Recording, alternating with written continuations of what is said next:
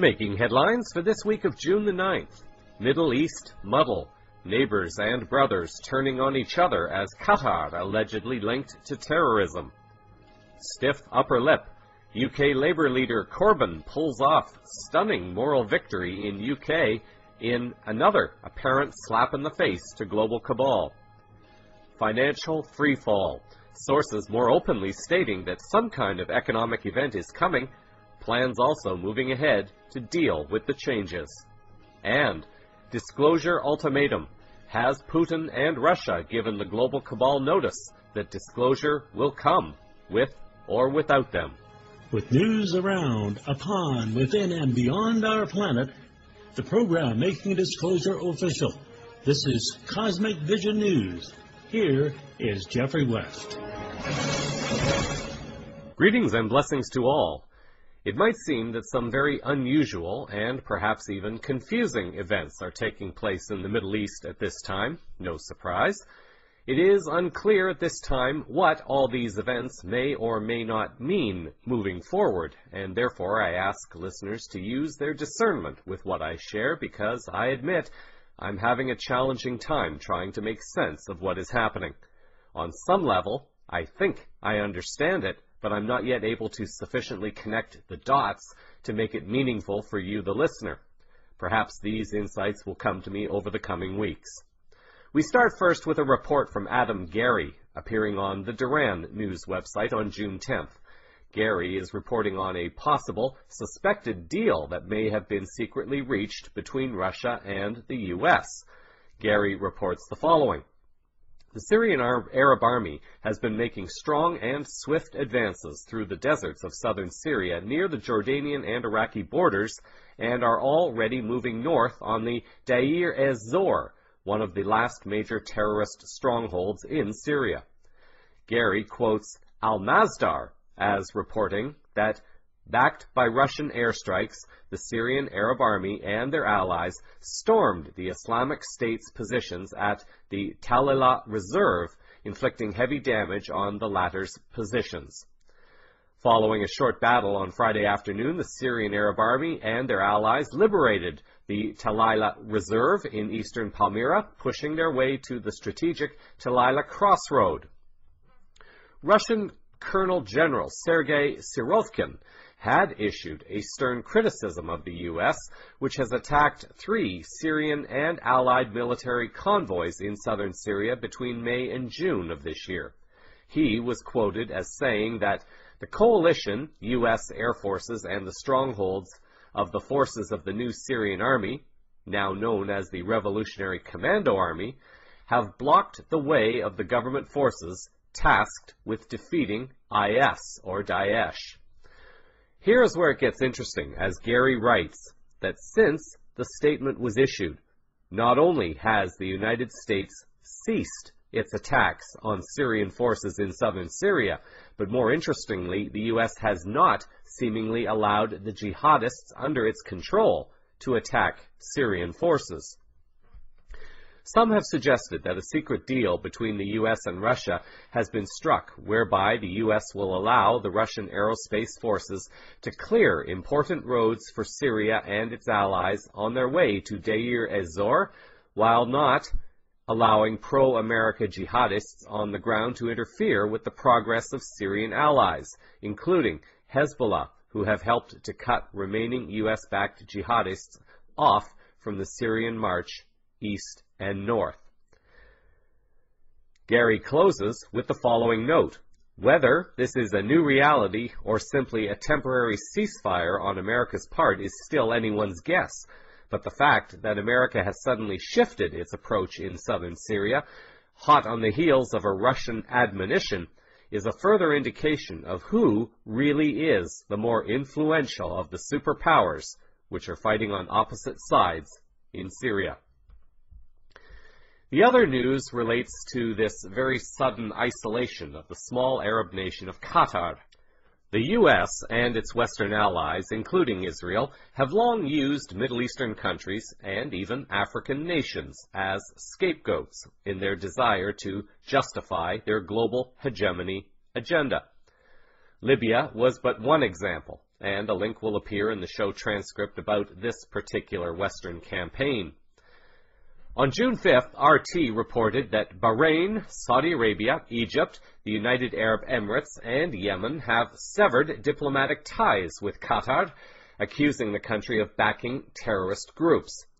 Qatar has called the move a campaign of incitement, which is based on lies.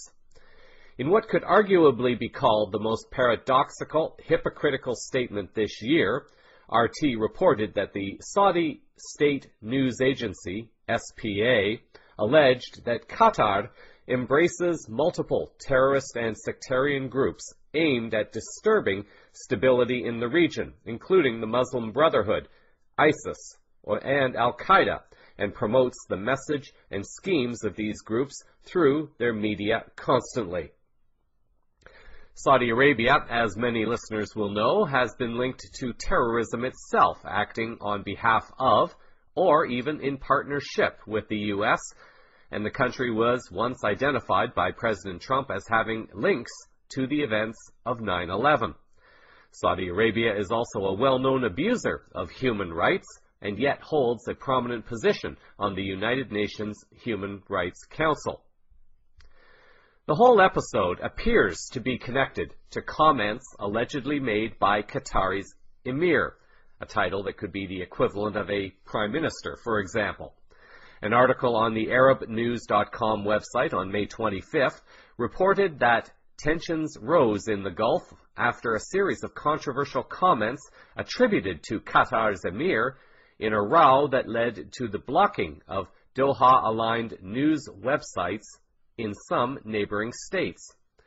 Sheikh Tamim bin Hamad Al Thani's alleged comments, carried by the official state news agency QNA, apparently saw him endorse Iran, Hamas, and Hezbollah, strongly diverging from the stance of Qatar's Gulf neighbors. Doha claimed the report was the result of a hacking attack, but its Gulf neighbors responded nonetheless, particularly after the same comments were repeated in more than one language on more than one outlet at various times of the day, in a manner which makes the story true and the hacking seem less likely. It seems extremely odd that a few mere statements, allegedly made but not proven to be linked to the emir, could lead to so many diplomatic actions being taken, with ambassadors being recalled, airlines canceling flights, and numerous other attempts to shut down Qatar. Russian President Putin, when interviewed by Megyn Kelly, as mentioned earlier in the newscast, himself said that hackers are everywhere, and they can manipulate everything in such a way to make it look like a message came from anywhere. It is a very confusing mess about who is supporting who in the Middle East. Middle Eastern nations are known to have loyalty to the U.S., yet the U.S. has accused Iran of being the world's largest state sponsor of terrorism, a claim that so far lacks any kind of proof. What we think we know at this time is that Iran has been working closely with Miran Keshe of the Keshe Foundation to implement some of his advanced technologies, and this may be one of the reasons that the U.S. is now scared of Iran, in much the same way that they are scared of the advanced technologies in Russia's possession that have been effectively used against advanced U.S. military equipment. If we wanted to look for the likely and most logical reason for why the U.S. and Middle Eastern countries have turned against Qatar, we can look to an article appearing on the Alarby.co.uk news website from January 2nd of this year. This article reported the following. In the beginning of December, the Russian Federation, which directly owns 50% of Rosneft, sold 19.5% of its stake in the company to Qatar's sovereign wealth fund and commodities trader Glencore for $11.3 billion. So, Qatar doing a big oil deal with Russia. I recall having seen an article somewhere, but have not yet found it, stating that Qatar may have been working on some kind of a pipeline deal that might also benefit Russia and perhaps Turkey as well. It has been reported that Turkey very quickly came to the aid of Qatar as other Middle Eastern countries began lining up against the country. Turkey is breaking up with the U.S. and NATO, yet seems to be softening towards Russia. Russia is working with Iran, yet Iran is an apparent enemy to Turkey. Qatar is supported by both Russia and Turkey, which represents a threat to Western hegemony. There are alliances all over the place that seem to lack any kind of logical understanding, given the geopolitical strategies currently playing out. Like Donald Trump, perhaps there are forces that are intentionally trying to keep everything as confusing as possible so that no one will believe anything, and therefore we will come to a point where they no longer react to the news. Maybe that is how it should be. Maybe we all should simply stop reacting to the news, given journalists this kind of power. For the record, this is a power that I neither desire nor do I deserve. More clarity, perhaps, on this will be coming in the coming weeks. Turning to London, and in this case I am referring to the election and not to the recent false flag events, although there is obviously some connection between them, and even also to the failed Scottish independence referendum. John White, reporting for RT, seemed to capture the election result well in one sentence. The story of the UK general election is a huge personal and moral victory for Jeremy Corbyn, with a politics of hope and solidarity, and a cataclysmic personal defeat for Theresa May, with a politics of cynicism and austerity. White goes into more detail, reporting on June 10th that, confounding the opinion polls, to prove again their irrelevancy, the end result of the most seismic UK election in a generation is a hung parliament. What this means is that no party has won the 326 seats out of the 650 available required to achieve a working majority, necessary to ensure their policies are voted through Parliament as legislation.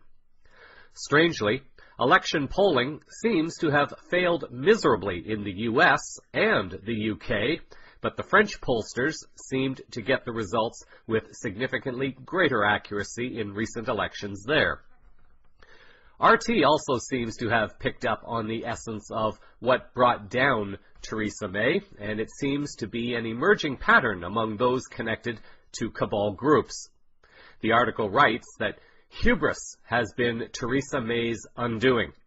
She did not have to call this election, and she did so fully expecting to waltz back into Downing Street on the back of a huge majority. Her arrogance was reflected in one of the most lackluster and uninspiring campaigns for political office in British electoral history. She made the mistake of confusing an election with a coronation, it clearly having slipped her mind that the country already has a queen and does not need, or surely desire, another one. Although May still has some leadership clout, at least for now, her downfall was marked by a similar egoic pride and arrogance demonstrated by Hillary Clinton. This is what happens when politicians begin taking things for granted while screwing the general population badly. The Scottish National Party suffered big losses as well, perhaps also due to naive pride. White reports that the Scottish National Party, or SNP, led by Nicola Sturgeon, suffered its own sobering reversal, losing 21 seats to take their total down from 56 to 35 seats at Westminster. Indeed, in Scotland, the entire Tory campaign was based on opposition to a second referendum on Scottish independence. The result proves that this Tory election strategy, north of the border, was successful. For those having trouble connecting the dots with this one, here is how I am currently seeing this. NATO, 1, is in trouble in Europe and desperately needs to find a justification to remain viable. 2, a wave of people-inspired protests and movements have taken place around Europe, showing the elitist cabal that people are waking up to their attempts to further enslave and control them. 3. People also seem to be waking up to the forced migration of people into various European countries, perhaps to stir up trouble and thus provide the justification NATO is looking for. 4. The Brexit vote stunned the global cabal, suggesting the British people were catching on to the game being played against them. 5. Scotland voted, assuming that it was not a rigged vote, to remain a part of the UK. This was under the assumption that Britain remained a part of the EU. 6. Scotland began to call for another referendum after Brexit, claiming they wanted to be a part of the EU, which is an odd irony considering that the EU and its unelected leaders have been enslaving EU citizens. Finally, May campaigned on austerity cuts and cynicism, and the SNP campaigned on a referendum to again separate from the UK to rejoin the EU, and both lost in this election. And this would seem to suggest that both British and Scottish people are starting to understand what is really at stake moving forward. What it came down to overall was Labour leader Jeremy Corbyn. White offers the following. Overall, the story of this election is Labour's astonishing result and the momentous personal and moral victory achieved by the party's leader, Jeremy Corbyn. Since the day he was elected, the most unlikely leader the party has had in a generation, based on the media-focused and conflated figures who'd led the party previously, for example, Tony Blair, Ed Miliband, Corbyn has been subjected to the most withering demonization by the Tory press of probably any political figure of the left since his mentor, the late Tony Benn. Yet, despite this relentless media assault, and despite having to lead without the support of his own parliamentary colleagues on the Labour benches behind him, colleagues who spared no opportunity to undermine and try to derail his authority, he kept his nerve and equanimity and stayed the course. White also compares Corbyn's campaign to that of former U.S. presidential candidate Bernie Sanders, writing that, in a remarkable symmetry with the success enjoyed by Bernie Sanders in the U.S. primaries of 2016, Corbyn enjoyed huge support from young voters, many casting a ballot for the first time, with his vision of a society underpinned by common human decency. Numerous sources have also drawn this parallel between the two leaders, and speaking to an audience in Brighton, England before the election, Sanders was asked to speak to the comparisons being made between him and Corbyn, and this is what he had to say. I am aware of what Corbyn not only is doing now, but what he has done for the last several years. And what has impressed me, and there is a real similarity between what he has done and what I have done. He has taken on the establishment of the Labour Party, and he has gone to the grassroots, and he has tried to transform that party and take on a lot of establishment opposition. That is exactly what is taking place in the United States and what I'm trying to do with the Democratic Party. And I'm also impressed by his willingness to talk about class issues. Too many people run away from the grotesque levels of income and wealth inequality that exist in the United States, that exist in the UK, and exist all over the world. And I believe we will never make the kinds of changes that we need unless we take on this issue of income and wealth inequality and create an economy that works for all of us. Now, having said that, I don't think Jeremy Corbyn needs my advice. I think he's doing quite well, nor do I think the people of the UK need my advice on who to vote for. I think they understand it. But let me just say this. I have been very impressed by the work that Corbyn has done and the campaign that he is running, and I wish him the very best. Exactly where and how things will go from here could be anyone's guess, but it is more than abundantly clear that things are not working for the global cabal at this time, and that there must be some other force, for lack of a better word, that is assisting in this shift in human and planetary consciousness at this time. It is not really my desire to focus too much on all the Washington drama surrounding the testimony of former FBI Director James Comey. According to a photo posted by the Signs of the Times website. This is their top 10 summary of the things learned from his testimony this past week. According to Signs of the Times, 1. Trump was never under investigation, this allegedly coming from Comey. Number 2. Trump did not obstruct justice. 3. Trump did not collude with Russia. 4. Russia did not alter the election outcome.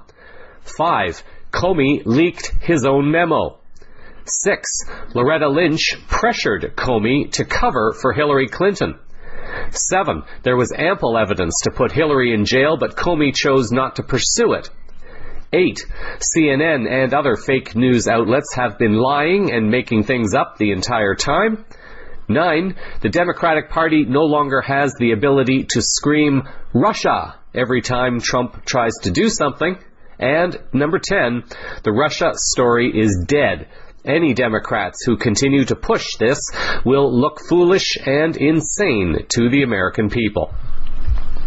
Alex Christoforou, writing for the Duran on June the 10th, shares his assessment. As the liberal left mainstream media was foaming at the mouth anticipating James Comey testifying that Trump had obstructed justice in some form during his testimony, what we did get is zero evidence of Trump obstruction, but of Hillary Clinton and Loretta Lynch obstruction. It was an unexpected turn of events and now drags the Obama administration into the Trump witch hunt, which they helped orchestrate. Tucker Carlson of Fox News offers his take on Comey's comments. I'm not saying that I am a fan of either Tucker or Fox News, but whatever it may be worth to some, here is how he summed up one of this week's weapons of mass distraction. Fired FBI Director James Comey finally got around to testifying before Congress this morning, the most anticipated moment so far in this endless Russia investigation. The hearing lasted 4 exhausting hours, but that was just the beginning.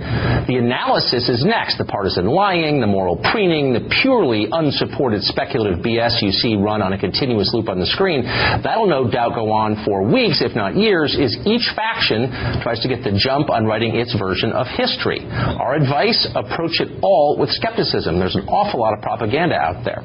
Here, in our opinion anyway, is what actually happened today and what we learned from it. First, all those leaks you've been reading about lately, at least one of them came from the director of the FBI himself. We know this because Comey admitted it. After being fired, Comey concedes he sent a memo describing a meeting he'd had with the president to a friend of his, who then gave it to the New York Times. Comey explained he did this to try to force the appointment of a special prosecutor. It didn't dawn on me originally that there might be corroboration for our conversation. There might be a tape. And my judgment was I needed to get that out into the public square. And so I asked a friend of mine to share the content of the memo with a reporter. Didn't do it myself for a variety of reasons, but I asked him to because I thought that might prompt the appointment of a special counsel. Well, second, we learned that many of the other leaks and big scoops from major news outlets are lies. In February, for example, the New York Times published a piece entitled "Trump Campaign Aides Had Repeated Contacts with Russian Intelligence," and it cited those ubiquitous current and former American officials you see quoted in virtually every story these days. According to Comey, the article was garbage. That report by the New York Times was not true. Is that a fair statement? In the main, it was not true. The people talking about it often don't really know what's going on, and those of us who actually know what's going on are not talking about it. And we don't call the press to say, hey, you got that thing wrong about this sensitive topic. We just have to leave it there. Unless we're leaking to the press ourselves. But that wasn't the only lie that made it into the news cycle recently. On Tuesday, CNN cited an unnamed source to claim that James Comey would deny ever telling President Trump he wasn't under investigation. Trump claimed that he told him that 3 times. CNN said that's not true. Well, less than a day later, the release of Comey's opening statement proved that to be laughably false. The obvious lesson here: nameless leakers, the group that's been responsible more than anyone else for fueling the past 7 months of media hysteria, often lie. And that makes sense. They're not giving their names for a reason. Maybe reporters ought to take that into account before acting as their stenographers, as they so often do. Third, we learned that while investigating Hillary Clinton's private email server, Attorney General Loretta Lynch asked Comey to soft-pedal what was actually happening. She instructed him to call the whole thing a matter rather than what it was, an investigation. Now, that's political pressure if there ever was such a thing, but Comey went along with it anyway. We were getting to a place where the Attorney General and I were both going to have to testify and talk publicly about it, and I want to know, was she going to authorize us to confirm we had an investigation? And she said, yes, but don't call it that, call it a matter. And I said, why would I do that? And she said, just call it a matter. It gave the impression that the Attorney General was looking to align the way we talked about our work with the way a political campaign was describing the same activity, which was inaccurate. But wait, there's inconsistent behavior here. Why did Comey agree to make untrue statements that echoed the Clinton campaign's talking points, he just admitted he did that, and then refuse to publicly say something completely true about President Trump, namely that he was not under investigation?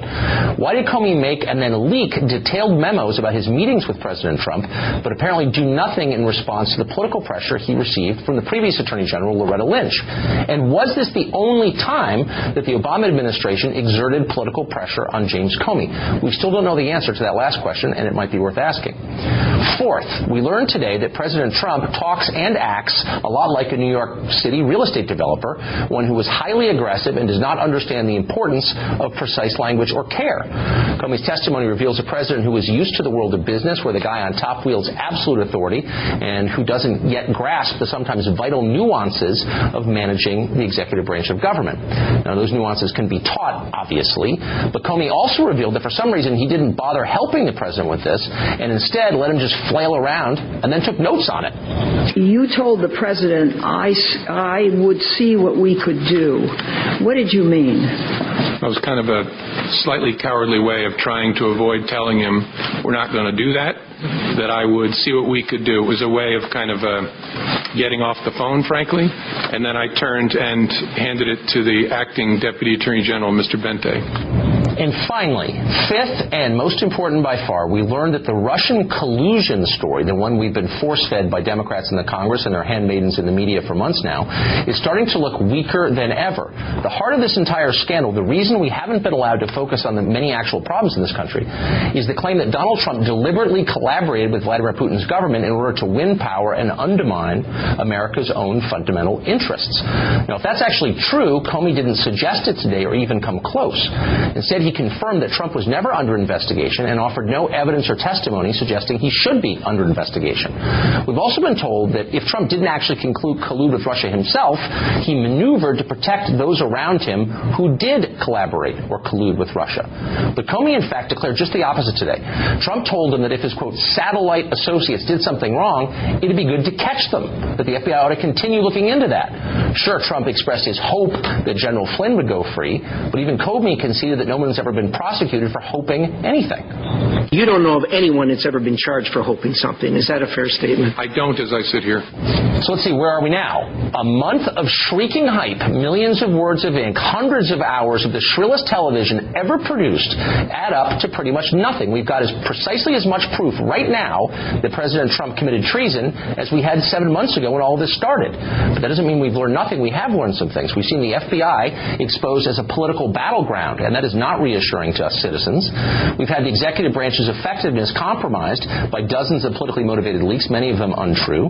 We've had the media uncritically cheer on what has become unambiguously an attempt to bureaucratically overthrow a democratically elected leader. It's been a total disaster, a man-made one, and it's hard to see who outside of Washington has benefited from it. Coming up in General News, I'll briefly return to the references of both Russia and General Flynn related to another story. I'm neither going to condemn nor support a particular truth in this story. I'm seeing evidence that anyone can use for both positive and negative propaganda. I see also the huge challenge that Trump faces with so many people against him. I observe that Trump is saying very confusing things. I believe I understand why he is doing this, although I do not entirely agree with it. He needs to pick each battle carefully and in its proper time. In his situation, I suspect I might have been forced to do the same thing until things were brought under control. In financial news, we look at a few of the comments being made about the coming near future as it relates to the financial world. Depending upon the perspective, these views will either be cause for fear or cause for relief, because so many of us have been eagerly awaiting for the current financial paradigm to be wiped out so that we can remove the global cabal power and begin co-creating a better planet for all. There was a possible tremor in the economic climate of Europe, and it is not yet clear whether this is a full earthquake event that will trigger a financial tsunami. Bix Weir commented this past week on the pending collapse of one of Spain's biggest banks, and this may have consequences further down the line. I briefly dropped the comment that the crash will probably begin when the European derivatives go off. The European banks are knee-deep in derivatives, and I open up Zero Hedge, and the first thing I see is, don't panic. Banco Popular tells employees after stock crashes most on record. Banco Popular is a huge derivative player in Europe. So we can watch this implosion happen in real time now. We're getting into the summer. Let's read through this a little. It is increasingly likely that Italy, which has been busy bailing out various insolvent banks while pretending it isn't, won't be the first nation to try out Europe's new BRRD, quote, the bail-in insolvency directive. Instead, that honor may go to Spain, where the sixth largest bank, Banco Popular, plunged the most in 28 years amid investor concerns that the bad debt-laden bank may have to liquidate as neither a buyer nor a capital raise appears likely. They're not going to get a buyer because they are knee-deep in derivatives. I don't know the exact number, but it's in the trillions with a T. They're a big derivative player, just like Deutsche Bank. And remember, all these banks are connected. So this goes down, there's going to have to be someone like the ECB jump in to take the derivative position because it'll knock down Deutsche Bank and you name it. It'll go Santander and bank after bank after bank. That's the way this implosion is going to happen. And then after those banks go, we look at JP Morgan and Citibank, and they're knee-deep in the European derivatives as well. They think they're going to make money off them, but if a third party gets destroyed, they don't have anybody to pay off those bets. And that's what harms the American banks. And they have loans all throughout Europe as well. It's insane how fragile the system is with the derivative market right now. And here you see the Banco Popular stock. It's just diving in the bonds. As discussed yesterday, the underlying problem with Popular, as with most European banks, is familiar. The bank has been unable to sell $37 billion of non-performing property loans fast enough and is racing to find a partner after Spain's economy minister Luis de Guindos declined to consider a public bailout, while a capital increase has faced resistance from existing shareholders. The bank has said previously it could extend a June 10th deadline for binding takeover offers. Basically, have nobody. Okay, we're going to give you a hard deadline of June 10th, and nobody bid on them because their book is toxic. And it's not just the crappy collateral coverage of the real estate loans and all the loans they have. It's their derivative book, the derivative book that banks need to put in a special entity. So it'll be really interesting to see that fall apart.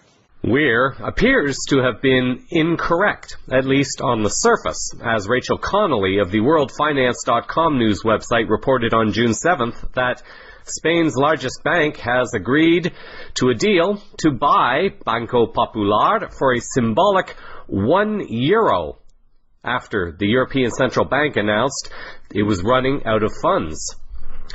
The European Central Bank running out of funds?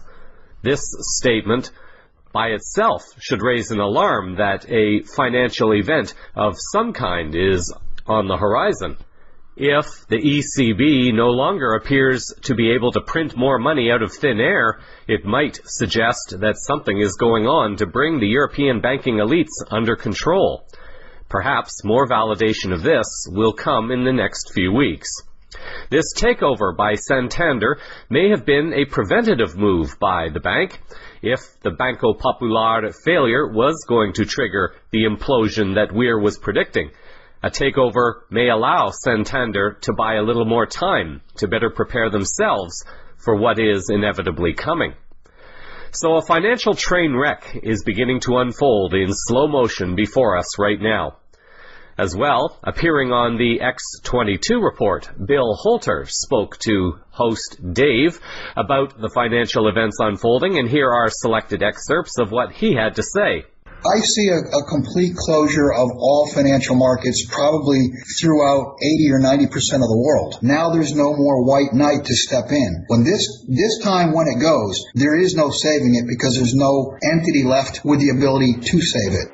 I wanted to start off with what you wrote, where gold was down for 17 days in a row. And we know that gold and silver, they have been suppressed like there's no tomorrow. Why do you think they were suppressing gold for 17 days in a row? Well, it's basically first off, it's a statistical impossibility for any market to go either up or go down 17 days straight.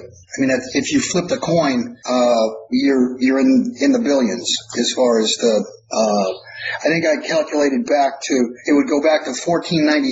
If you used a coin flip and did the statistics, it could only happen once going back to 1493 based on the amount of trading days. My guess is there is something smoldering in the background, and you can see it in the open interest. They're doing everything they can to keep gold and keep silver a lid on top of those markets. If they were to get loose and really start moving higher, you would see derivative bombs going off left and right. So at this point, you think they're really, really nervous about what is happening with the dollar, what's happening with the economy, and they're basically trying to keep people away from the precious metals. Yeah, absolutely. Let's talk about the economy, and we'll feed this all back into why they're keeping the precious metals so suppressed. Now, we understand that the debt ceiling issue is coming up very, very soon. We have this $1 trillion budget, which is only going to last until, I think, September 30th. And we see the economy, we see retail stores, like 3,500 stores are closing. We see housing bubbles all over the place. Existing home sales, new home sales, pending home sales, all declining. Corporate debt is just exploding right now. And we see that the Fed right now is trying to convince everyone that the economy is fine. Now, where are we headed with this? I mean, do you, in your analysis, do you see the economy declining very rapidly right now? Yes, I see the economy declining. You can see it. The precursor or the cause is the credit impulse has turned negative worldwide, and it's turned negative particularly in China. And every time you see the credit impulse turn negative, we go into a recession. Actually, in China, the yield curve is inverted. And if you look at the United States going back for the last century, every single time that we've had an inverted yield curve, we have had a recession follow that. Now, we have had recessions without inverted yield curves, but never did we not have a recession after the yield curve inverted. So the inversion in China is truly a flashing red light, ringing bell, saying they're headed into a recession. And I mean, they're obviously very heavily debt laden. So that's a real warning sign. So when you say the credit impulse, we've gone negative, we talked about this before in other interviews, where you're saying that this maybe, and correct me if I'm wrong, this is a sign of the credit market freezing up. Well, it's a sign of new credit creation slowing and actually turning down. In other words, new credit is not being created as fast as old credit is being paid off. So the total amount of credit over the last 6 or 7 months is actually turning negative, and the world runs on credit. It's like can think of it like you have a tank of gas and there's a hole in the gas tank. I mean, you're going to run out of gas. The world cannot run without credit. And I've said this for the last couple of years that when this hits, it will be a credit event, and that's exactly what we're starting to see it now. Do you think this will start in China and then spread? Just over the last week, I've come to the conclusion in my own mind that Yes, I do believe that it's going to be an event coming out of China that will tip the whole cart over. China now is very much like the United States was in 1929, and the United States is very much like Great Britain was, a shrinking or failing empire, if you will. And China, like the United States was in 1929, is the up-and-coming power. I truly believe that there's going to be some sort of, more than likely, a credit event in China that engulfs the world. And, I'll say it again, I think the world is going to get to turn. Once something big in the credit markets happens, I think the world will turn twice before markets close down. When we look at China, we understand they've been accumulating a lot of gold. So is Russia. Now, they have an insurance policy when things start to go south. Exactly. And it's been my thesis for a couple years now that China played in this cesspool of credit in order to build stuff. So when the credit edifice comes down, who's going to be left with what? For instance, what is the United States going to be left with? We've gotten rid of our gold, so we don't have gold. We're going to be left with busted debt and broken infrastructure. Whereas what China has done over the last several years, they've taken on a tremendous amount of debt, and when that implodes, they're still going to be left with brand new infrastructure, brand new cities, brand new airports, rail lines, you name it. What you're saying here is they played the system. They used the fiat money system, and they took it and they just, ran the debt level up as high as they possibly could, building a lot of stuff. Everything's brand new. And they knew that, from what you're saying, and this is what I'm hearing, they knew that the system would eventually come down, and they knew that once that implodes and the system that we're on implodes, we are covered with the amount of gold that we've been purchasing, because they're purchasing it for a reason. Right, exactly. They've bled reserves off into gold, so they are going to be left with real money. And you're absolutely right. China knows, and China has known since 1971. I think it was Mao who said, this is the beginning of the end to our currency system when Nixon went off the gold standard. So I think they absolutely understand the whole game. As many, including CVN, have long seen and predicted years ago, the current financial paradigm is in deep distress, and some may argue that it is about to fall into unconsciousness and then quietly drown in its own debt and derivatives. The movements have already been in play for what a new paradigm may look like. Russia and China, as CVN has reported, have been planning for this day since at least 2010, when the BRICS alliance was first announced to the world. There is a movement towards creating a financial paradigm that is based on gold-backed currencies. In today's age, however, with blockchain technology and virtual currencies, there are sources beginning to speculate that the future may now be in gold-backed cryptocurrencies. Jim Willey spoke to Silver Doctors with some comments relating to this. The Voice believes very clearly that blockchain technology, which is the gut of Bitcoin, will be very much central to the gold trade note, which kills the dollar and the treasury bill for a trade payment potential. I had viewers submit questions today, and the first couple viewers' questions are on Bitcoin and other cryptocurrencies, because we've seen them people just piling into Bitcoin and other cryptocurrencies recently. Bitcoin, around all-time highs. And this viewer is wanting to know if you agree with Rob Kirby that the strong increase in cryptocurrencies and, the rush into Bitcoin represents the final demise of fiat currencies, particularly the dollar. Yes, I do. I agree with that assessment. I don't think that adequately summarizes all of Rob's thoughts on that matter. Let me add to his point. To begin with, the Bitcoin seems to be the flagship that is running front and center among all the cryptocurrencies. It uses the blockchain encryption technology, which I believe will become more important in other ways. Now, I mean more important than funds transactions, funds movement. But the blockchain is going to become extremely important for business-to-business communications.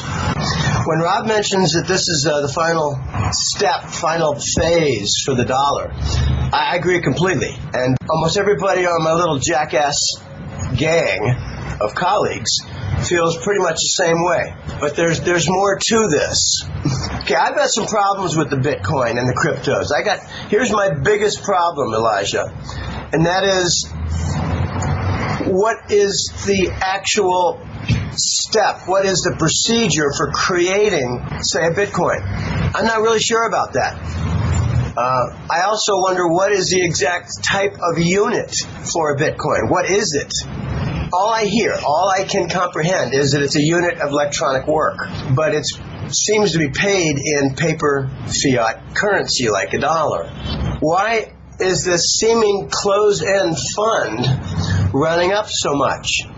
It's because it's got limited supply, for which I don't comprehend fully, and rising demand, which is pushing its price up. All right.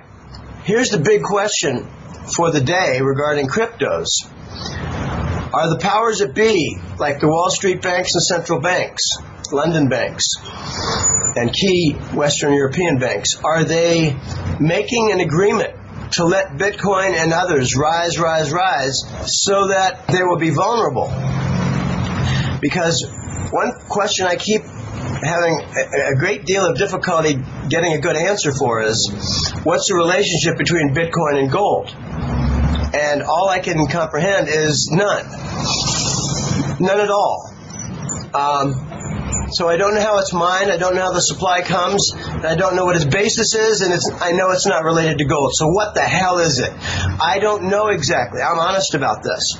So I don't know what this is exactly all about, except that it seems like, given its closed-end nature, like a closed-end fund, the powers that be might be allowing it to rise so that they can slam it and smash it with the first introduction of a gold-backed cryptocurrency.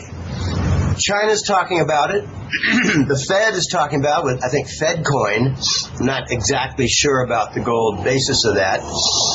And there are other entries that might become gold-backed. So, if they let the Bitcoin group go up, and then there's an introduction of a gold-backed Bitcoin type, I think we're going to see a rather significant decline in the crypto values. And I'm not really sure how the value of a crypto is determined. So we're dealing with a very murky, competitive type of currency, which has secure transferability. One of the biggest things the central bank crowd hates about Bitcoin is its transferability across international lines. Completely out of the purview of the banking system, of SWIFT, and the Federal Reserve monitoring of such. So we've got the evolution and development of something that's very counteractive to the currency system right now. And they don't like it a bit. As Willie himself has admitted, he does not yet fully understand the functioning nature of Bitcoin or of cryptocurrencies, so it is wise to use discernment regarding some of his comments about Bitcoin or other cryptocurrencies, or altcoins, as they are also called. Willie appears to be very correct, however, in his statements that Bitcoin and others represent a major threat to the current financial paradigm because it is a flow of money over which the cabal has no control. Could the global cabal be allowing Bitcoin to rise just to offer a gold-backed cryptocurrency to then crash Bitcoin? Although it is possible, I'm not quite sure how I could see this happening. For this to happen, there would have to be a significant cabal investment at this time for them to even be able to get massive profits from a surging Bitcoin. From what I seem to be observing globally, the cabal is losing access to funding that has traditionally come from SWIFT international money exchanges and also foreign exchange through the US dollar, as more countries bypass using the US dollar as a median currency of exchange. Sources have informed me that The Ethereum platform is owned, or at least controlled by, JP Morgan. Assuming this to be true for a moment, I could see a possibility where the price of this altcoin could be driven up so high to rival the price of Bitcoin, and then suddenly the cabal could pull out of that one. That is something that I could potentially see. Now, I could be wrong, but I am doubting that the cabal will be able to get enough control of Bitcoin to pull off a stunt like that. I'm doubting that China would allow this to happen, considering they are one of the countries that is looking to legitimize Bitcoin and participate more with this currency. As you will hear in a moment, they are already one of the leading miners of Bitcoin. Hopefully over the coming weeks we can explore and learn more about cryptocurrencies and perhaps how to take advantage of them over the short term, if one is able to do so. In the last story, you heard Bill Holter commenting that he believed some kind of financial event would come out of China. He called it a credit event. It is my belief that many of these Western pundits really have not done much research on what the BRICS alliance has accomplished financially, nor have they researched anything relating to the new Silk Road, or the Belt and Road Initiative, or, as I recently learned in Chinese, Yi Dai Yi Lu. Neither Holter, Weir, nor Willie seem to be connecting these dots together yet, and it is my personal feeling that they are missing some very key information that can impact their own message. The assessment that the Chinese took advantage of the credit market to build up their infrastructure was a wise and brilliant move. As I have told listeners over the years, one should never use a windfall of real money to pay off debt on paper. Make only the minimum payments and use the money to create real value, as China has now done. When the crash comes and the debts are written off, Western countries are going to be screwed, while China will have the modern infrastructure and also very large amounts of gold to back them up. When the time is right, China may very well trigger this alleged credit event that will signal a move over to a gold-backed currency while proceeding to crash the fiat money system. Western claims that both Russia and China are not stable economically appears to be an outright lie. We know what China is doing, but even in Russia, companies still appear very keen to do business with Russia despite Western demonization. The BRICS Post reported on June 4th, after the International Economic Forum in St. Petersburg, that agreements worth over $35 billion were signed at the conference. For a country that the U.S. has attempted to ostracize and sink, the strategy does not appear to be working.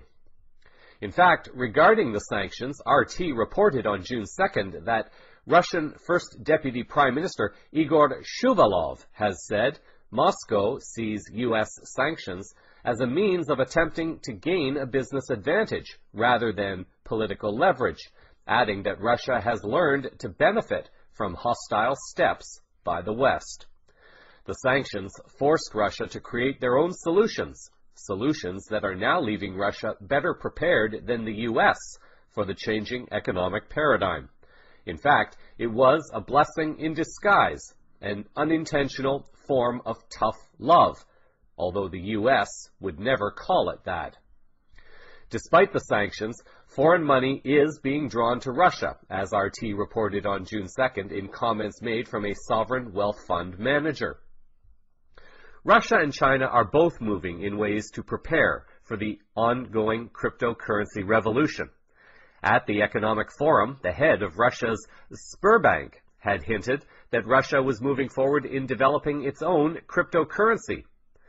An article appearing on the Cointelegraph.com news website reported on June 2nd that Sberbank CEO Herman Gref has agreed on the development of a Russian national cryptocurrency with the country's central bank. Sberbank is Russia's major state-controlled bank. In unofficial reports from local news aggregators, the so-called Russian Bitcoin will use Sberbank as its base and will be the only cryptocurrency freely available for sale and purchase in the country. The article mentioned that other cryptocurrencies would only be made available through exchanges or trading platforms. Now, lots of news is coming out about cryptocurrencies, proving that this is something that is about to be brought into increasingly greater use worldwide, and I might argue that it is happening very quickly. Joseph Young, writing for Cointelegraph, also on June 2nd, reported that Thomas Glucksmann, head of marketing at Hong Kong-based Bitcoin exchange Gatecoin, believes that the public image of Bitcoin has transformed from a risky to safe as an investment. In an interview, Glucksmann said, "It's funny how the whole narrative of Bitcoin being risky or dangerous has changed, and it is now seen as a form of pride to regulate and embrace it." Over the past 6 years, six countries, including Malta, Japan, Australia, China, the Philippines, and South Korea, have addressed the regulatory issues surrounding Bitcoin.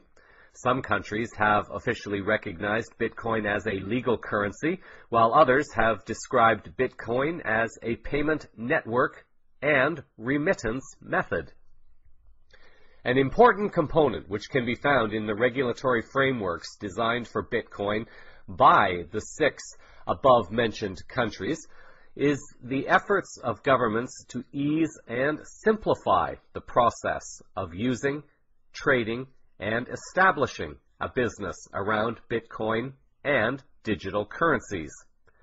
Most recently, Australia removed double taxation on Bitcoin after realizing that heavy taxation and overly complex policies imposed on Bitcoin led to a decline in the Australian digital currency industry and its businesses. Investors seem to be starting to recognize Bitcoin's power. Shivdeep Dhaliwal, writing for Cointelegraph on June 2nd, writes about reports that Bitcoin is a bubble and whether it is a serious move forward for the world. He writes that Bitcoin has come out of nowhere and its value is derived from the belief that its users hold in it, and that's much the same for any currency. The currency has stood the test of time since it was founded in 2008, and even though it has been accused of being a Ponzi scheme, a currency of criminals, and other unsubstantiated and baseless things. Bitcoin has become a foundation of a new economic system that is changing the way the world looks at finance internationally. The technology behind the currency has led to the birth of other cryptocurrencies, commonly known as altcoins, that have their own user base and applications. Bitcoin has also become the currency of choice for troubled parts of the world, where national currencies have come under pressure due to governmental mismanagement or other reasons. Reading between the lines, one might see how Bitcoin may have been a tool for some countries to try to break away from the global cabal destroying their countries. Dhaliwal validates what I said moments ago about China and Bitcoin. He writes, "When it comes to Bitcoin, China and Japan are way ahead of everyone else. China is already the mining capital when it comes to Bitcoin, and Japan has already taken the lead in adoption of digital currencies, including Bitcoin. Yet, Bitcoin cannot be regulated to just one geography, as Tim Draper says." He writes, "I think Bitcoin is now a global phenomenon, so demand for Bitcoin is coming from all over the world. I know that China is using Bitcoin more easily to send money to other countries, and the people of challenged countries like Argentina and Cyprus flee to Bitcoin when their own currencies are no longer viable or if they are inflationary. Throughout Africa, BitPesa makes it easier to buy and sell goods with Bitcoin." As I said, I can more easily see the cabal inflating Ethereum and crashing it before I could see them doing the same thing with Bitcoin, considering China is one of the leading mining countries for Bitcoins. In the show transcript this week, I will add a few additional links at the end of this story. For those who are starting to become really interested in cryptocurrencies and want to follow the news, there are two informative news websites for cryptocurrencies. CoinDesk and Cointelegraph will be posted. As well, a link to a story reporting on the top 10 altcoins as of the end of May 2017. These might be good places for listeners to start as CVN continues to explore cryptocurrencies over the coming weeks. In general news, the mainstream media just does not seem to learn its lessons. They have been losing viewers and listeners for years, and even still, there are media outlets that continue to just fake it or edit the information to push a deliberate agenda. As I've said previously, but I have to keep repeating it, all journalism is a form of biased opinion.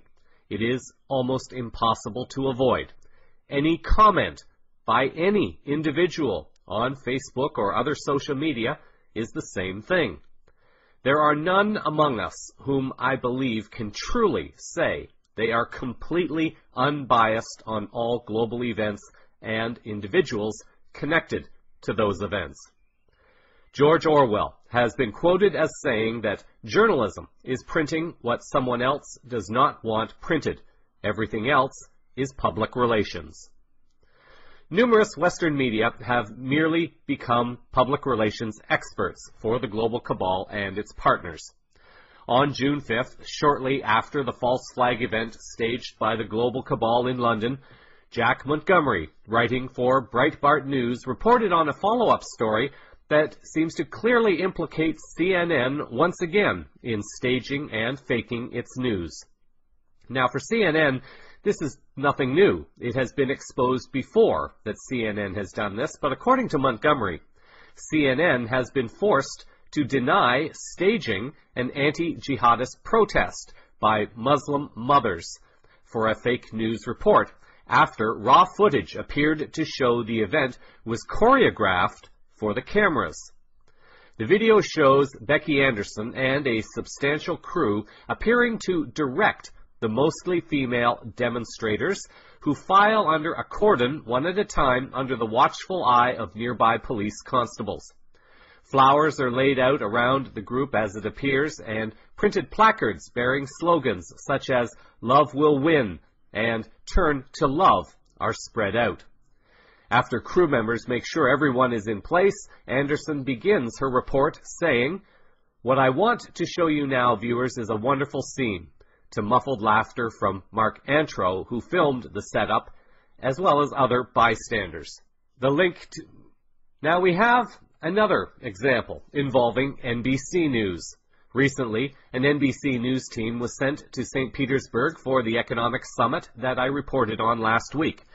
Megyn Kelly was granted an interview with President Putin, and you can be very sure that Putin was fully aware of what was likely going to happen with this interview, and it did happen, and it also got exposed, at least for those willing to look for more truth.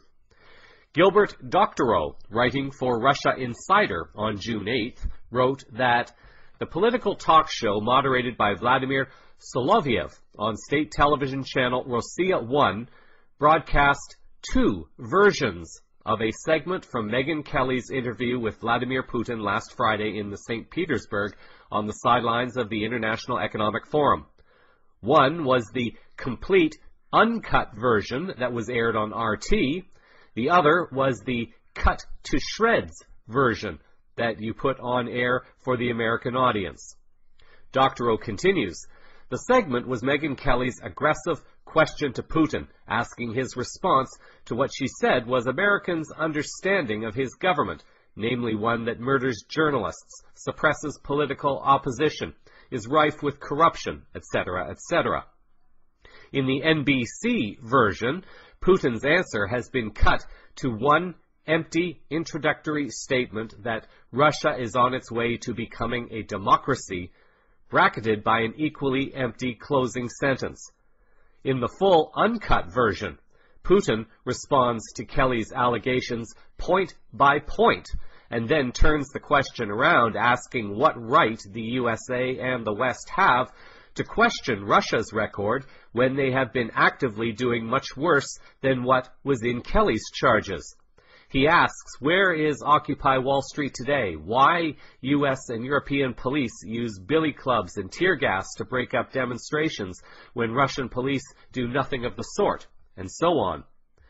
Dr. O compares NBC News today to what the media was like during the old Soviet Union. Referring to NBC News, Dr. O writes that you have graduated from fake news to falsified news, arriving at a journalistic level that is identical to that in the Soviet Union in its heyday.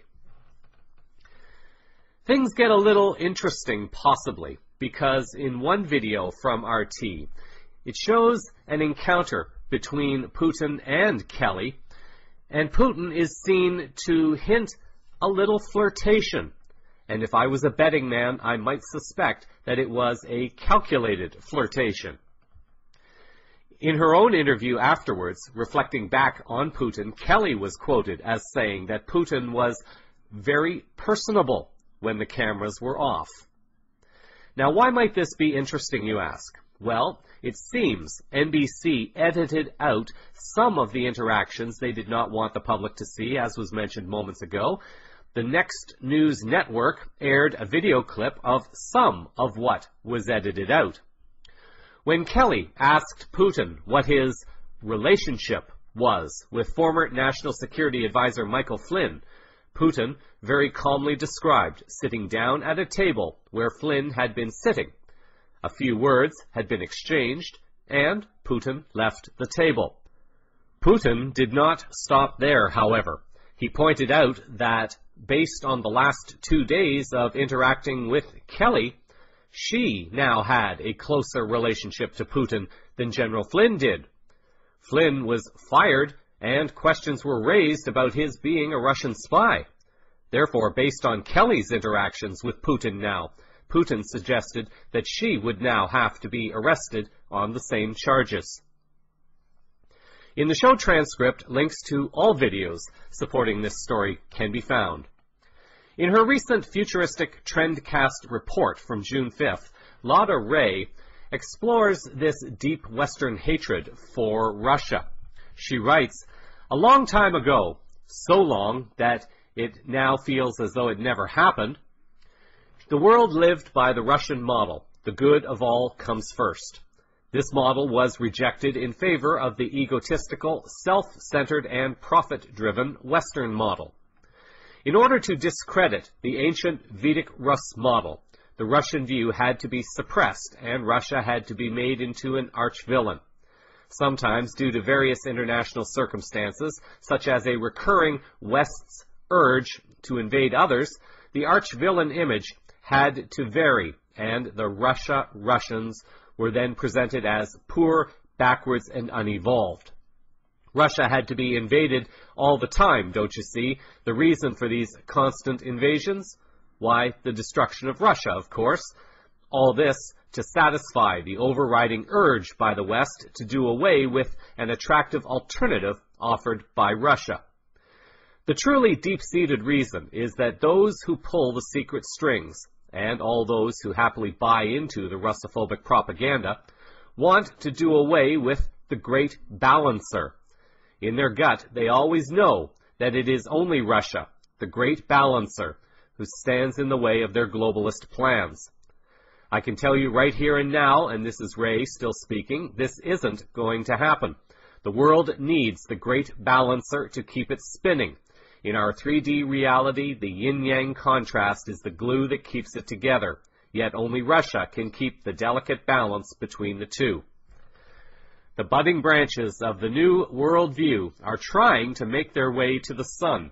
The egocentric Western model has run its course, but the new cooperative model is trying to emerge in great pains and with great resistance from the other side, which is doing everything to sabotage it in its infancy.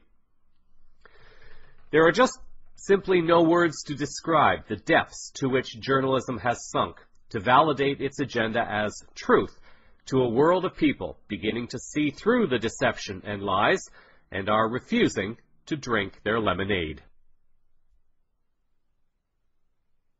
In some disclosure-related news for the week, unfortunately, all articles relating to the disclosure of the civilizations and technologies of a non-Earth origin have to be taken with some degree of discernment. Truth is often mixed in with half-truths, and in other cases even mixed in with complete lies. There is an active campaign to slow down the movement of information about these subjects into the mainstream consciousness, but more and more information has been coming out, seemingly from very credible sources, but we do have to be more careful in what is shared at this time. Now, CVN speculated about 2 years ago, possibly even more than this, 3 years, that Russia might become the nation that moves the world towards an official disclosure that we are not alone in the universe, and that civilizations from other planets have been interacting with various governments around our planet for years, if not decades, or even centuries. At that time, CVN invited listeners to look very closely at the logo for the World Cup football event, which is being held in Russia in 2018. The logo, in my opinion, is absolutely full of hints of what appears to be coming for the future. At the base of the logo, there are different sized circles, believed to be planets, and there are a couple of stars.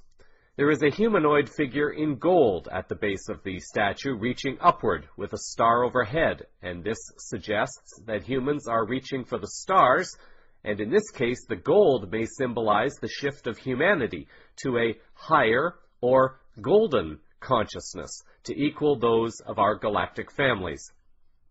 The logo is rimmed in a gold color, suggesting the movement towards gold and gold-backed currencies. The top of the logo resembles a football or soccer ball until you look very closely at it. There are 3 starships, one of which is embraced by another humanoid figure in gold. The 3 starships are a window to the universe, with stars and planets in the background. The Russian flag is red with a yellow image, or gold image. The logo is red, framed by gold, and it is my belief that this symbolizes the role Russia would play in the disclosure of our galactic families if the U.S. or another country had not done so by 2018. So here we are in 2017, and an article appearing on the Neon Nettle website from June 2nd is reporting that Russian President Vladimir Putin is expected to make an announcement on the existence of aliens that have already visited Earth, according to Kremlin leaks. Now, according to Executive Director of the Paradigm Research Group International, Stephen Bassett, Russia has decided to go against other world leaders to reveal government knowledge of ETs to the public once and for all. As well as his involvement with PRG, Bassett is the only UFO lobbyist in Washington, and he also sponsored the citizens' hearing on disclosure back in 2013. While on a visit to Russia recently, Bassett was interviewed for a Russian documentary. According to a statement from the PRG website, during the interview, which will be broadcast in Russian in August, Bassett discussed various considerations that might prompt Russian President Vladimir Putin to make the first formal acknowledgement by a head of state regarding an extraterrestrial presence engaging the human race. The article noted several meetings between Bassett and Russian military and agency officials who are now involved in the disclosure movement. The article quotes Bassett as saying that since 1945, the United States and the Soviet Union, Russia, have spent in excess of $40 trillion contesting over political and economic ideologies, fighting proxy wars around the world, and building the most dangerous threat to the human race ever conceived. The Cold War has never really ended, with gaming, brinksmanship, and destructive policies continuing from both sides. While humans have continued to destroy each other and the biosphere in which they live, there is a galaxy full of life waiting to be engaged. The extraterrestrial reality transcends politics, religion, race, and war. The embargo on this truth has accomplished nothing but delay the advancement of human civilization. Any number of heads of state could end this embargo at any time, and it can't come soon enough. What the keepers of the truth embargo either fail or refuse to realize is a post-disclosure world could be the bridge between the U.S., China, and Russia that would permit the necessary geopolitical realignments, setting a new course away from the seemingly permanent war economies, wasting vital resources and keeping the world always on the brink. It remains my personal feeling that this logo was specifically designed to achieve several goals. Sport represented something allowing humans to unite in ways that transcended politics, even though this has changed over the years. The World Cup is one of the most watched sporting events in the world, and it unites all people regardless of backgrounds. The logo represents a unification of humanity on a global scale in an event that transcends politics, and disclosure represents this as much as football or soccer. The world will be exposed to a logo on a mass scale depicting space, stars, and humans reaching up to stars, and stars coming down to Earth.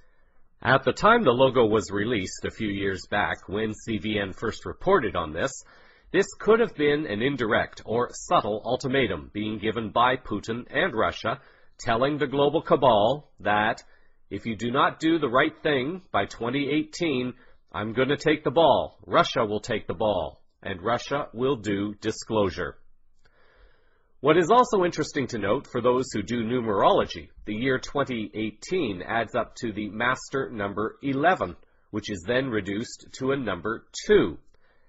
According to various numerology websites, the common words that seem to define this year are cooperation, development, and waiting.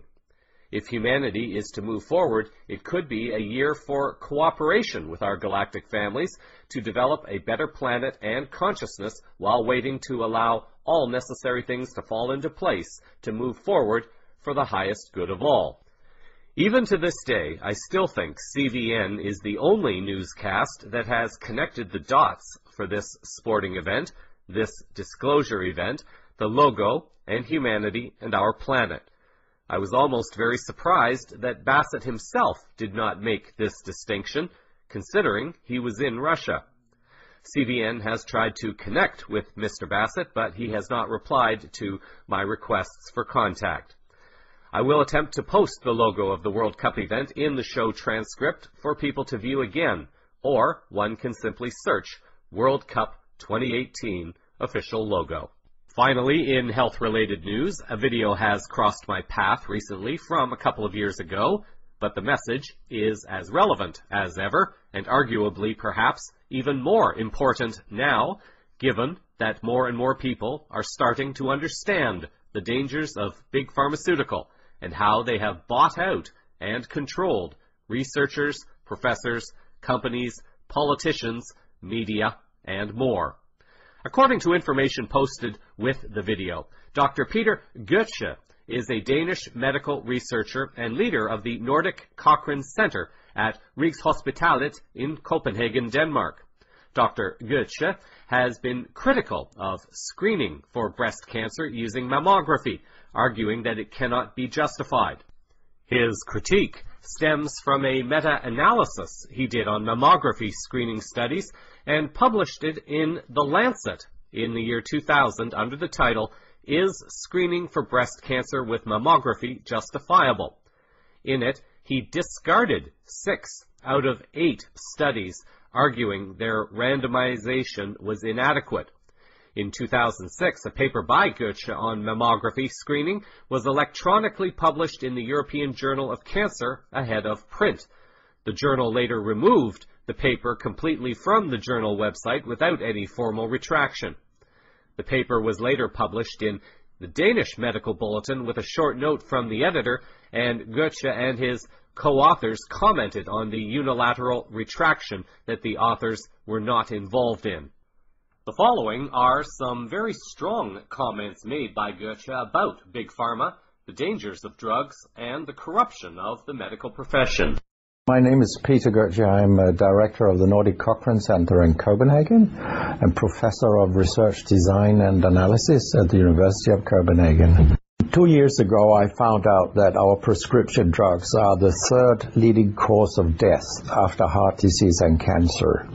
Our drugs kill around 200,000 people in America every year, and half of these people die while they do what their doctors told them. So they die because of the side effects. The other half die because of errors. And it's often the doctors that make the errors, because any drug may come with 20, 30 or 40 warnings, contraindications, precautions, and so on. No doctor in the world knows about all this. So they give patients drugs that they should not have given them, that interact dangerously with other drugs or food items or so on. And then the patients die. That's the other half.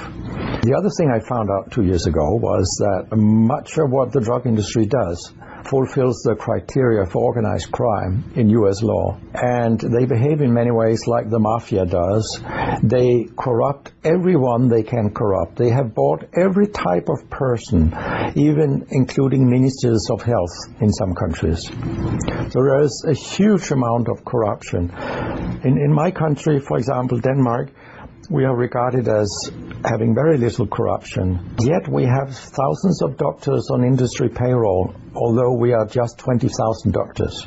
So this is an effective kind of corruption. The drug industry buys the professors first, then chiefs of department, then other chief physicians and so on. They don't buy junior doctors. So when several thousands are on industry payroll, it's really, really bad. And that's why I wrote my book, Deadly Medicines and Organized Crime, How Big Pharma Has Corrupted Healthcare. I hope to convince patients not to take so many drugs, because so many die from the drugs they take. In my country, people take so many drugs that every single citizen can be in treatment with 1.5 drugs from they are born till they die. This is incredible. And drugs are not that helpful. They kill very many of us. We know that. That's why drugs are the third major killer after heart disease and cancer. So what we need in the coming years is to take far fewer drugs than what we do currently. If we did that and we were careful, then we could live longer and live better lives, because drugs have many side effects, and patients often don't realize that when they become worse, that it could be a side effect of the drug, which they continue taking because that's what their doctors tell them. So when I was a specialist in internal medicine, what I very often did was that I stopped a lot of drugs, particularly in elderly people, and it's quite revealing to see a bedridden elderly person come into your ward, and when you stop the drugs, I mean, that person becomes many years younger. Many of these drugs affect the brain, and old people tolerate that very, very badly. They fall, and when they break a hip, 1/4 of them die. And for example, antidepressant drugs are used in more than 10% of our elderly. They seem to kill 3% of them every year. I mean, if 100 old people take an antidepressant for 1 year, 3% of them will die because they fall and break their hip. This is a huge death rate. So a lot of other drugs than antidepressants also make people fall and kill them. They may affect your cognition, your memory, and all these things. And then they interact in ways that we know almost nothing about. Very many elderly, they take more than 5 drugs a day, and we actually don't know how these drugs interact with each other. What we do know is that all drugs have many effects in the body, and some of them interact also in their metabolism, so that you can get a too high concentration of a drug if you take other drugs simultaneously. So we make a lot of harms that we don't even recognize. I have a pretty colorful collection of things people have called me all these years. And sometimes journalists have asked me, why do you always look up controversy? And my reply is, I don't. Controversy looks me up because it's not popular to tell the truth in healthcare. You will get a lot of enemies because a lot of people make money on false premises, doctors and industry alike. And our drug regulators and our politicians, they are on board on this wagon. Very few people are independent of money in healthcare. And of course, I have attacked a lot of holy cows during my career, and people have screamed loudly. In a French journal, I was called a statistical masturbist because I showed with statistics that mammography screening didn't work and things like that. And I was even accused of scientific misconduct by the Association of the Danish Pharmaceutical Industry, which was completely ludicrous. It was harassment from beginning to end.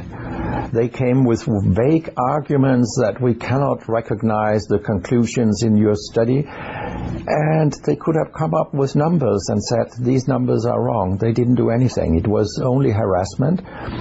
It lasted 18 months, I think, the whole thing. And then when we were acquitted, I made sure that this nasty behavior was described in the British Medical Journal. So after that, they haven't come so much after me, the Danish drug industry. And when my book about organized crime came out, they just lied about it, as they always do, that my examples were old, they went back 90 years and so on. But, you know, where I demonstrate that what the 10 biggest companies do is organized crime, these examples, they were from within the last 10 to 15 years. That's not old examples, and the crimes have increased, and because when crime pays, you will have more crime. That's how capitalism works. In 2012, Goetsche's book, Mammography Screening, Truth, Lies, and Controversy was published. In 2013, his book, Deadly Medicines and Other Organized Crime, How Big Pharma Has Corrupted Healthcare, was published. And the organization of which he is a part, the Cochrane Organization, the vision, according to their website, is a world of improved health, where decisions about health and health care are informed by high-quality, relevant, and up-to-date synthesized research evidence. As well, from the website, Cochrane's funding model reflects the international and dispersed nature of the organization, while our core income, rather the income paid directly to Cochrane and used to sustain its information management system, research programs, and website, this money comes principally from the proceeds of the Cochrane Library and other Cochrane products. Our groups are supported by national governments, international governmental and non-governmental organizations, universities, hospitals, private foundations, and personal donations. They are not permitted to accept funding from commercial organizations such as pharmaceutical companies. This is to ensure that the conclusions of Cochrane reviews are not influenced by commercial interests.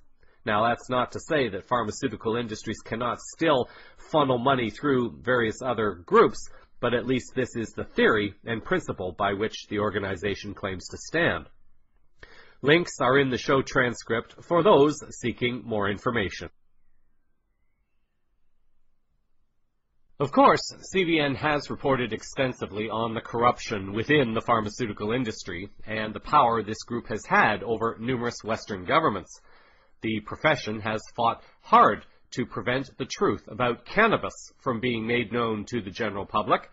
For decades, it has worked, but now the movement is spreading so quickly and so successfully that it cannot be stopped. The only option for big companies is to try to come up with a synthetic version of cannabis, something Monsanto has already done, in an attempt to steal profits from people who are not informed on the difference between real and natural cannabis and a synthetic version that has only been created for commercial profit. Countries worldwide are beginning to see the value of this plant, And arguably, perhaps some of those same countries are seeing the stupidity in criminalizing a plant that can help humanity and our planet in so many more ways than just health. Coming up next weekend in Ljubljana, the capital city of Slovenia, is another in a continuing series of conferences dealing with the cannabis renaissance. Slovenia is another country that has recently legalized cannabis for the purposes of medicinal use.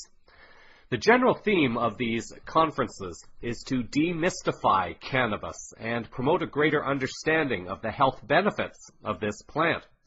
The event may also offer some insights as to why this plant has been prevented from helping humanity in the hundreds, if not thousands, of different ways this plant can. There is so much to know about this plant that has great healing potential on both a personal and planetary level, but the main focus of this event will be relating to new and surprising discoveries of cannabis use, particularly as it relates to medical fields of psychiatry and brain cancers. The desired goal of the cannabis renaissance is to offer practical, scientifically backed research from individuals who have committed their lives and careers, and sometimes with great personal risk, to bring this knowledge and this truth back to the people of the planet and release it from those who have sought to suppress and control this natural healing plant. 8 internationally known individuals, each respected in her or his area of specialty, will be bringing their knowledge to the conference. Among the presenters will be Dr. Sue Sisley, coming from the U.S. Dr. Sisley is participating in the first DEA, the Drug Enforcement Agency, approved study in the U.S. for post-traumatic stress disorder, or PTSD. Her research, combined with all the other fantastic research coming out at this time, supports the huge potential cannabis can play, not only in general healing, but also in the areas of psychiatry, psychology, and the brain.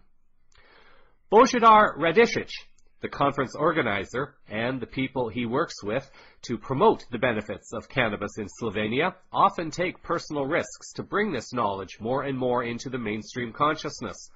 When I asked him why he and others were willing to take these risks at this time, he replied, saying that anyone who has done any kind of research on cannabis will understand that cannabis, as a healing plant, poses no risks or dangers to human health as long as the plant is cultivated naturally and not synthetically manufactured.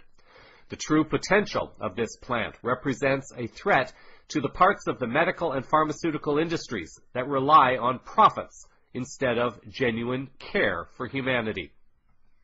Access to effective and natural healing substances and modalities is a basic human right, a right that is currently being neglected worldwide on multiple levels.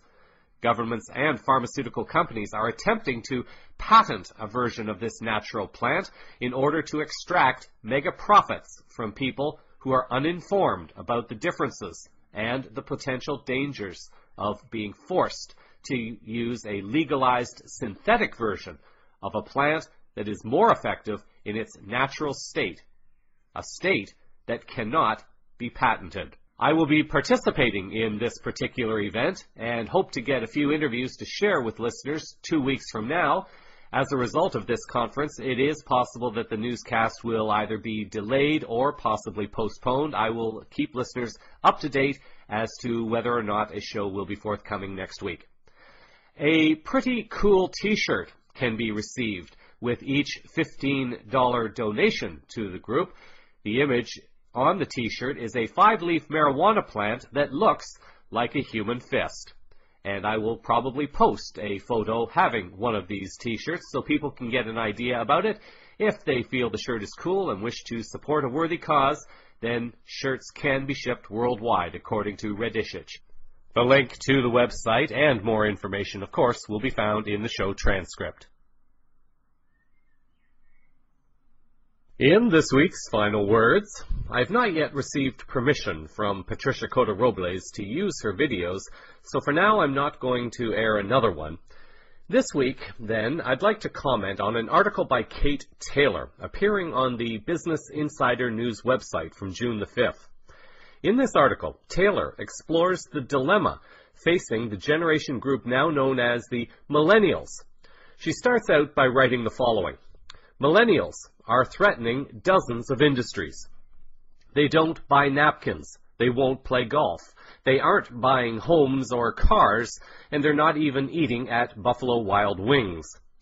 Millennials' financial decisions have been heavily covered by media organizations, something that has infuriated many of the generation, as news that millennials are killing another industry has become a common headline. Such is the way the global cabal has operated, and how it successfully normalizes or socializes a nation into judging the younger generations because they no longer choose to play the game that enslaved their parents and caused great destruction to the planet. Blame the younger ones for the loss of industry because they are not good little sheep. A time comes when people have just had enough of the game. Taylor continues, when millennials decide en masse against purchasing certain items, from hot wings to homes, it has a measurable negative impact, declining sales, layoffs, and in some cases, bankruptcies. Still, naysayers are right about something. While millennials' preferences have had a destructive impact on several companies and industries, they had no say in creating the environment that has restricted their income and shaped their financial perspective. Instead, if we're looking for someone to blame, we can target the generation that created a perfect storm for molding a uniquely thrifty generation focused on short-term rewards. And this is the baby boom generation. During the recession, millennials were in their teens or graduating from college. In other words, as millennials came of age, they saw their parents' generation plunged into financial distress. Millennials, and indeed any wise consumer in this day and age, are not spending as freely as in previous generations. Referring to millennials, Taylor continues, adding that they'll avoid paying full price for clothing, something that is wreaking havoc on retailers like Macy's and Sears. They'll avoid investing in the stock market, having seen how investments can go wrong. If they're going to spend on a nice dinner, it is more likely to be at an independent restaurant that can provide a special experience, rather than at the predictable Applebee's or Buffalo Wild Wings. Reacting against boomers' financial decisions and spending habits is part of the puzzle in understanding why millennials are making choices that could kill companies that based their business on appealing to established trends. However, millennials' scars are not purely psychological. The article refers to U.S. millennials as being very highly in debt upon graduation, and in an economy where there are no well-paying jobs, this is forcing millennials to live in a different way. Taylor also adds that with these economic burdens, it is difficult for millennials to save money. 31% of young millennials ages 18 to 24 and 33% of older millennials ages 25 to 34 don't have any money in their savings account, according to Go Banking Rates. Debt and a lack of money in savings obviously make it harder to make major investments, such as buying houses or cars. Couple this with a lack of trust in financial institutions, again, thanks to the recession, and you have a generation that is more likely to spend on experiences, or something they can enjoy now, instead of saving up for an uncertain future. And certainly, I resonate very strongly with that, living my life much the same way. It is here where a headline can create the wrong impression, as so many of us now see within the media. Taylor closes with the following. All of this is not to say millennials aren't killing certain industries. They are, as their preferences force companies to adapt or perish. But when a headline says that millennials are killing another industry, it is worth remembering who and what created a generation that has become an industry-murdering machine. Older generations are now beginning to realize that the younger generations are not willing, nor are they able, really, to put enough money into retirement funds to pay for the previous generations. This may cause some of the resentment older people have to a younger generation they may perceive as being lazy, when in reality they are just simply unable and maybe unwilling to play the same game. I confess I have my own issues with millennials and younger people walking down the street with their faces buried in their mobile devices and not paying much attention to what they are doing or where they are walking. It is even worse when I see people riding a bicycle and doing the same thing. We have been socialized to see only what we currently live in, and we feel threatened by the so-called loss of jobs for whatever reasons. Jobs that do not honor the planet will no longer survive. People are looking for meaningful examples in companies they choose to support. If one does not support oil industry jobs, they are judged and perceived as a threat to the capitalist model or some other absurd excuse. If one does not support pharmaceutical companies, they are perceived as being a threat to the healthcare system. Very few are willing to look outside the different boxes from which their respective worldviews came, and begin to dream that as certain unhealthy jobs fade away, opportunities will exist for new green jobs to replace them. The question is whether or not people are ready to embrace change or simply remain stuck in their current worldview and blame their ills on others for choices they themselves have made to create the problems we are currently facing at this time.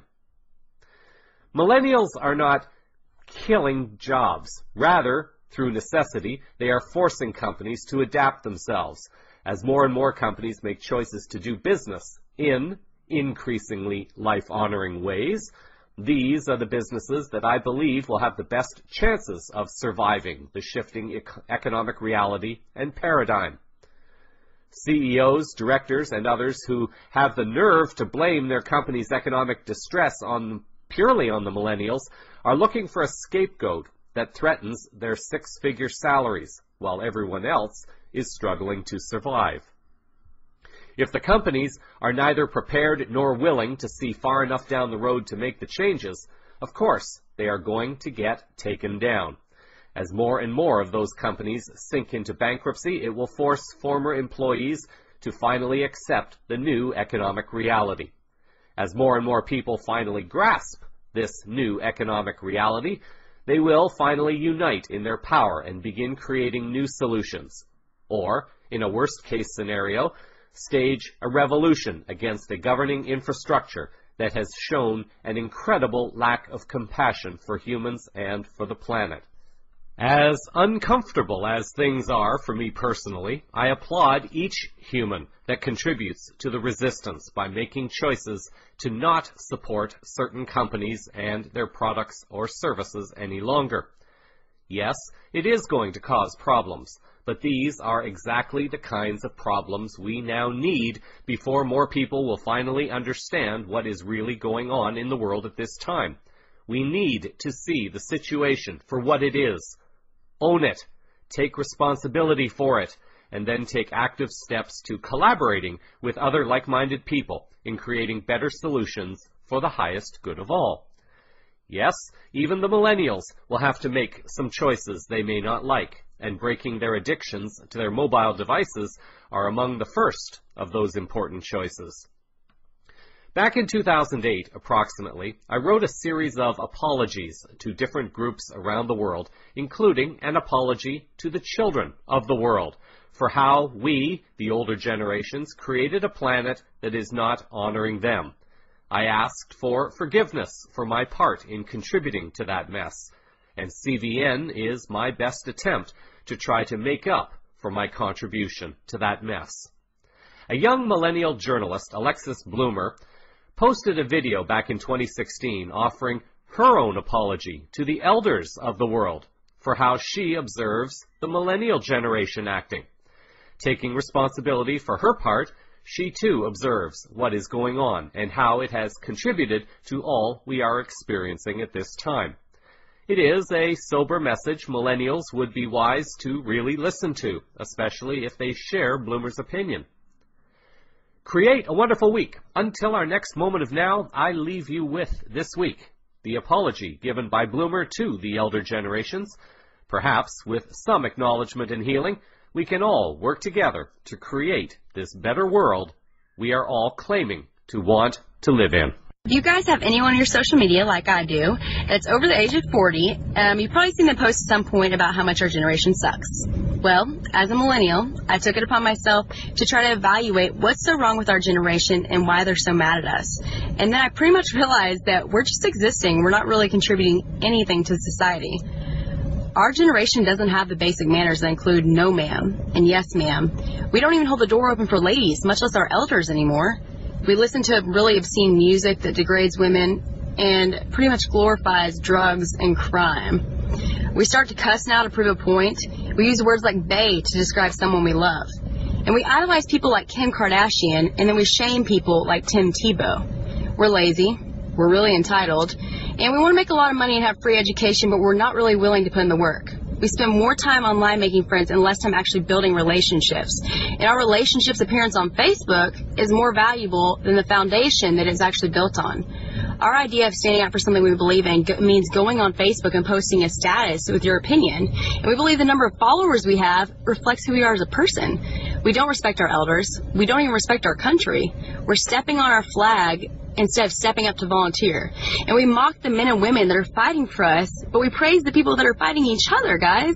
We're more divided as a country than ever before, and I think our generation actually has a lot to do with that.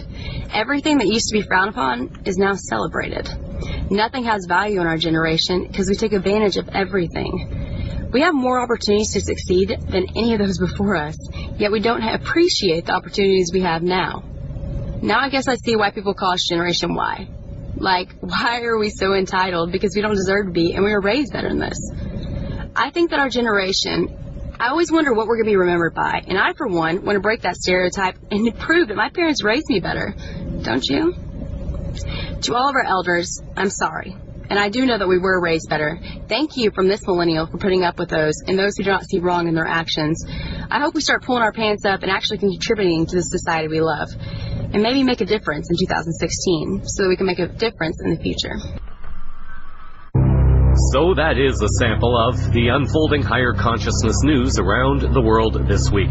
Cosmic Vision News is broadcast weekly from the CosmicVisionNews.com website. Links to stories used in this broadcast are published in the show transcript, which is also on the website. CVN can be followed through its Facebook page, Unseen page, Minds.com, YouTube channel, as well as on Twitter, Google+, and LinkedIn. Thank you for sharing your time with me. I'm Jeffrey West, reminding you that rebellion is when you look society in the face and say, I understand who you want me to be, but I'm going to show you who I actually am. Until our next moment of now, stay grounded in love, hold the vision of light and peace in your hearts, and keep your eyes to the skies. Disclosure is unfolding all around you. Namaste.